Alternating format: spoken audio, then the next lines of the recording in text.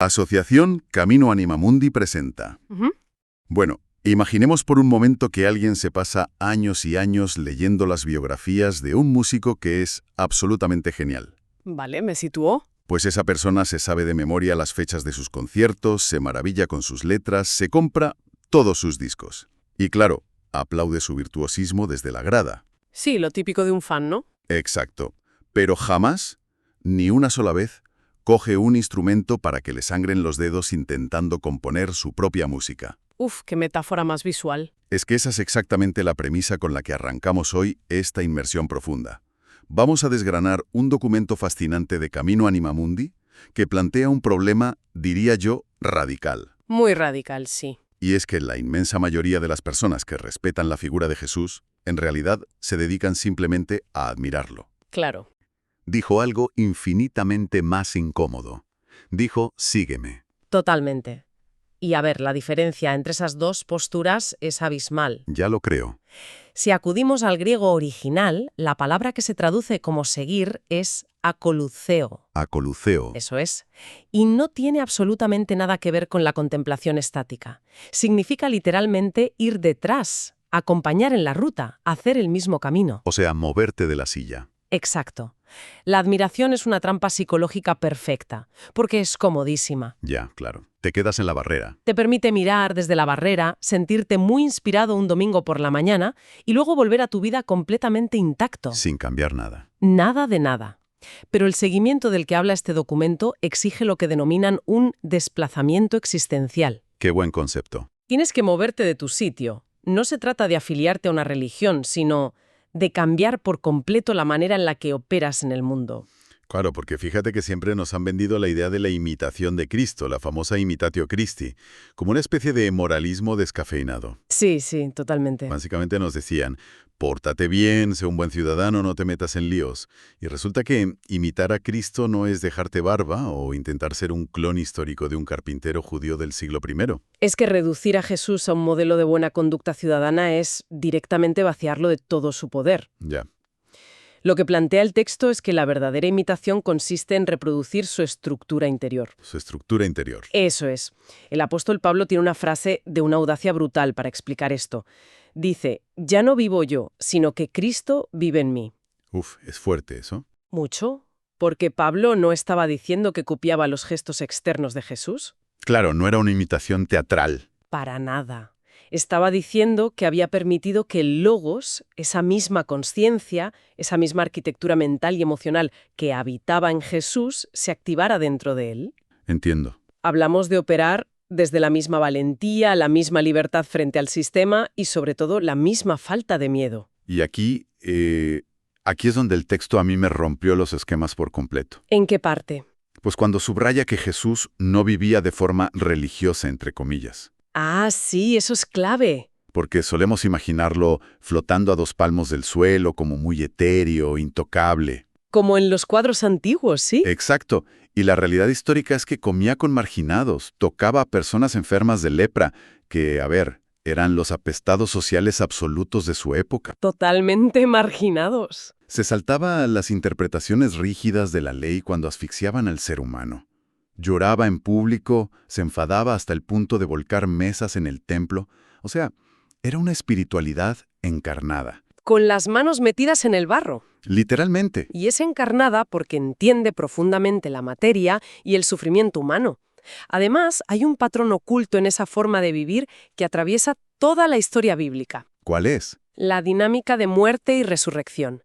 Fíjate en los grandes relatos. José, por ejemplo, Ajá. es vendido como esclavo, humillado al máximo, y esa misma humillación es el pasaje que le permite luego salvar a su pueblo. O Moisés. Exacto, Moisés es un prófugo, tartamudo, que acaba siendo un libertador. David pasa de ser un proscrito, escondido en cuevas, a ser rey. Hay una humillación previa siempre. Siempre. Seguir a Jesús, reproducir esa estructura de la que hablábamos, implica aceptar psicológicamente que perder el prestigio, ser incomprendido o perder la aprobación del grupo no es un fracaso. Ostras. Es el pasaje obligatorio hacia una vida más amplia. Vale, a ver, la teoría es fascinante, de verdad, pero la gran pregunta es, ¿cómo se evita que esto se quede en palabras bonitas? Buena pregunta. ¿Cómo propone Animamundi que alguien, hoy en día, baje esto a la práctica y deje de ser un espectador anestesiado? Pues lo hacen a través de una metodología muy específica y, te diré, bastante exigente. Cuéntame. Huyen por completo de la repetición de frases piadosas. Utilizan algo que llaman sinaxis imaginativa. Sinaxis imaginativa. Suena potente. Lo es. El cerebro humano procesa la imaginación vívida utilizando las mismas redes neuronales que la experiencia real. Así que el método consiste en 4 pasos. A ver. Primero, entras en una escena del Evangelio con la imaginación, visualizando todos los detalles. Segundo, haces un análisis psicológico crudo de los personajes, entendiendo sus miedos y sus defensas. ¿Vale? Tercero, te obligas a ubicarte a ti mismo en la escena. Y cuarto, traduces ese movimiento a tu vida real. Para aterrizarlo con un ejemplo del propio texto, que me pareció buenísimo. Sí, Tinos. Cuando visualizas a Jesús en la cruz perdonando a quienes lo ejecutan, el ejercicio no consiste en pensar, ¡ay, qué bondadoso era! No, para nada. El ejercicio consiste en sentarte y preguntarte sinceramente, ¿qué sistema laboral o familiar me tiene a mí crucificado ahora mismo? ¿A quién me niego a perdonar porque mi orgullo no me lo permite? ¿O dónde me estoy acobardando y no mantengo mi verdad, mi logos, por miedo a hacer el ridículo? Ese es el punto exacto de fricción donde la religión se convierte en transformación psicológica real. Ya. Al hacerte esas preguntas, dejas de ser un sujeto pasivo. Jesús fue un hombre peligrosamente libre. Y para no vivir adormecidos o domesticados por la sociedad actual, el primer paso es comprender cuáles eran los cimientos exactos que sostenían esa mente frente al caos del mundo. Pues vamos a analizar a fondo esa arquitectura interior. Vamos a ello. El primer pilar que destaca el documento es su confianza radical. Jesús se dirigía a Dios llamándolo Abba, Sí, una palabra aramea. cercana a papá, ¿verdad? Sí, muy íntima. Pero el texto advierte rápidamente que esto no tiene nada que ver con un infantilismo espiritual de «papá me va a solucionar los problemas mágicamente». No, no en absoluto. El infantilismo espiritual huye del dolor. La confianza de Jesús, por el contrario, es una herramienta plenamente operativa frente a la amenaza extrema. ¿Como en Getsemaní? El mejor ejemplo es ese, la escena del huerto de Getsemaní horas antes de ser torturado. Él dice, «Padre, si es posible, aparta de mí este cáliz, pero que no se haga mi voluntad sino la tuya». Uf. Lo fascinante de esta escena es el realismo psicológico. Jesús no niega su terror. No, suda sangre. Exacto. No lo maquilla con una falsa sonrisa espiritual. Siente pavor, pero lo atraviesa porque su confianza en el Padre es mayor que su instinto de supervivencia. ¡Qué barbaridad! Y esto se complementa con su rechazo absoluto al poder desde el ego. Te refieres a las tentaciones en el desierto, claro. Así es.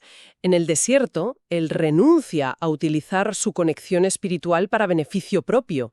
Renuncia a hacer un espectáculo de lo sagrado para conseguir seguidores. Ya.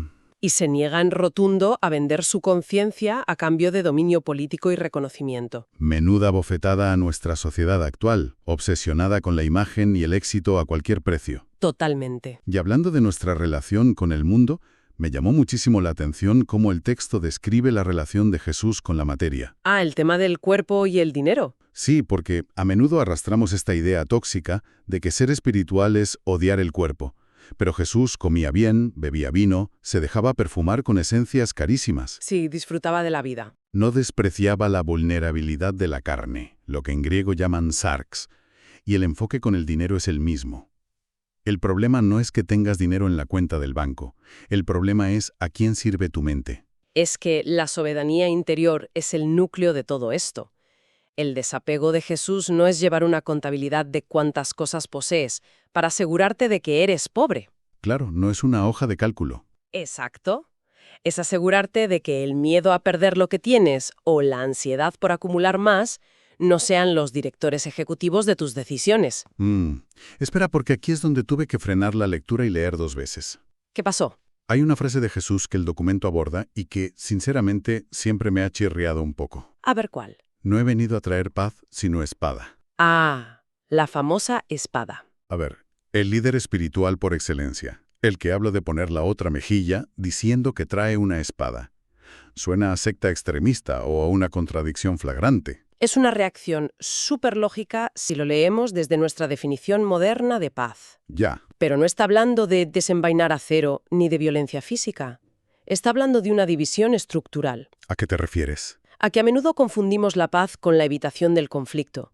Buscamos una paz superficial que básicamente consiste en callarnos y tragarnos la verdad para no incomodar en la cena de Navidad o en la oficina. Uf, tal cual. Jesús advierte que si reproduces su estructura interior, vas a chocar frontalmente con el sistema de expectativas de los demás.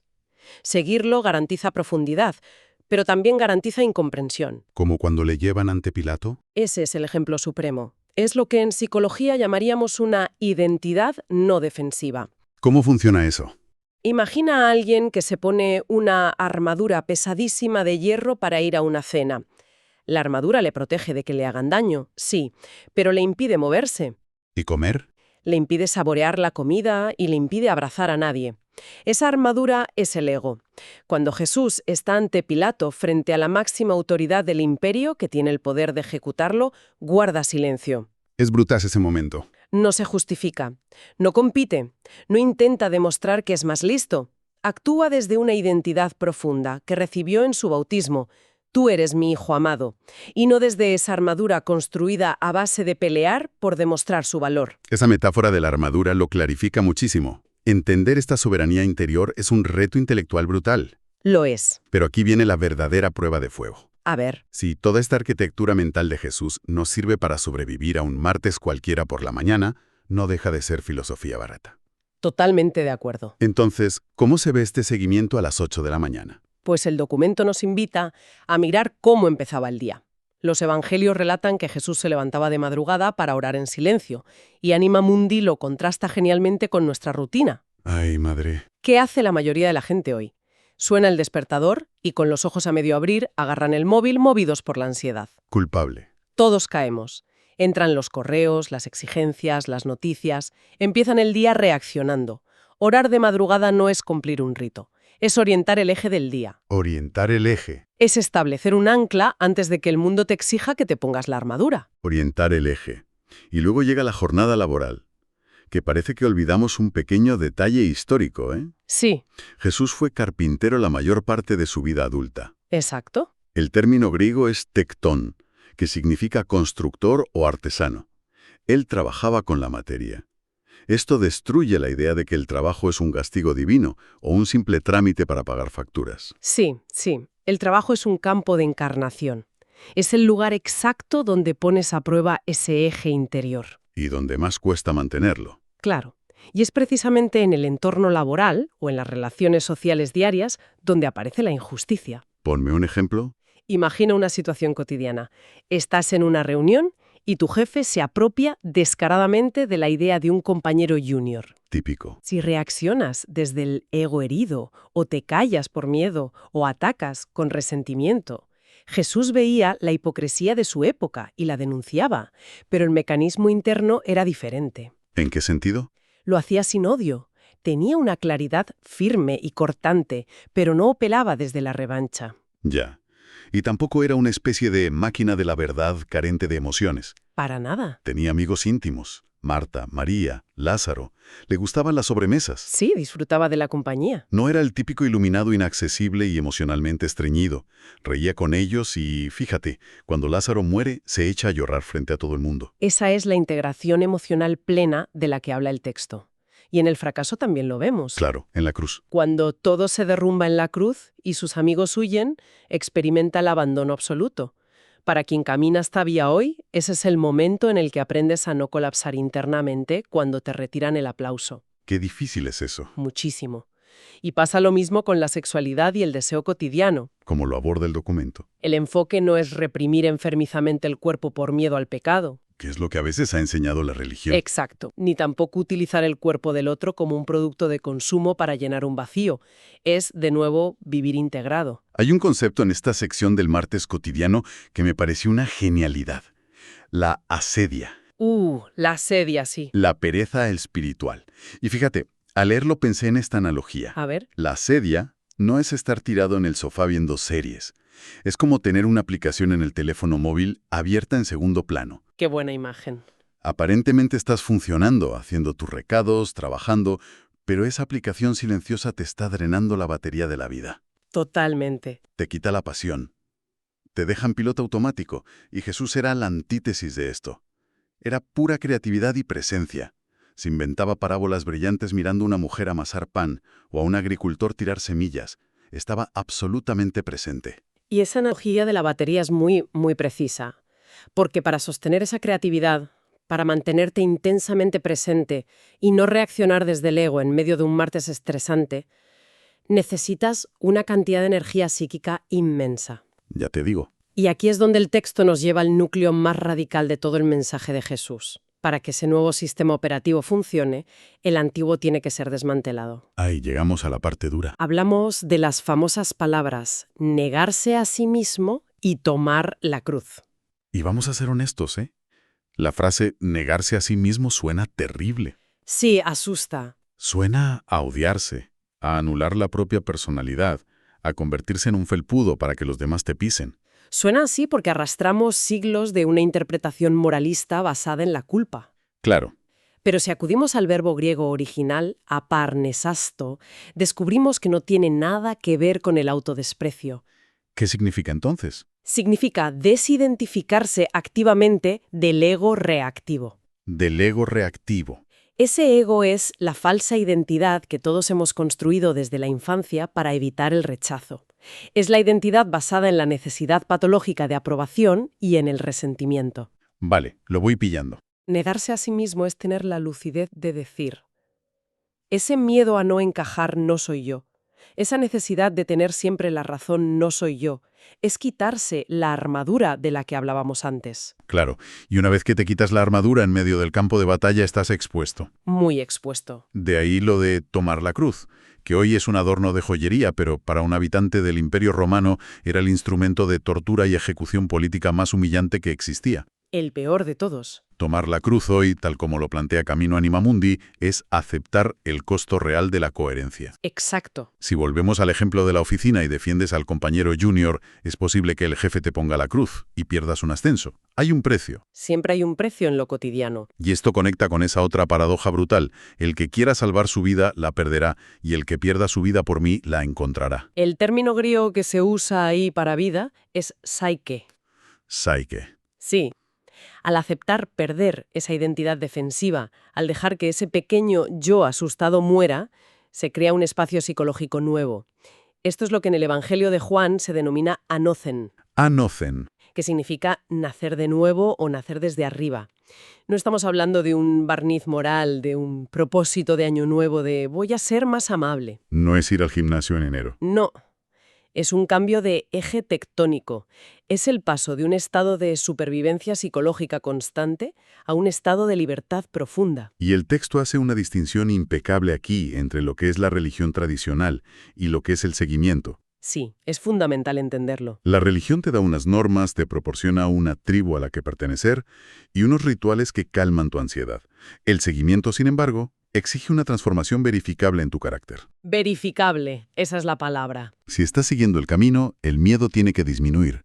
La necesidad de controlar a los demás tiene que bajar. Totalmente. Pero, y aquí me pongo en el papel de abogado del diablo. A ver. Si este proceso implica soltar tus defensas, chocar con el mundo, perder privilegios y llevar una cruz, ¿por qué narices afirma Jesús después que su yugo es suave y su carga ligera? Bueno, es una de las paradojas más brillantes de toda la enseñanza de Jesús. Explícamelo porque parece una contradicción. Parece una contradicción insalvable hasta que te haces una pregunta fundamental. Dime. ¿Cuál es la carga más destructiva que soporta un ser humano? Hmm. No es el dolor físico, ni el esfuerzo por algo que amas.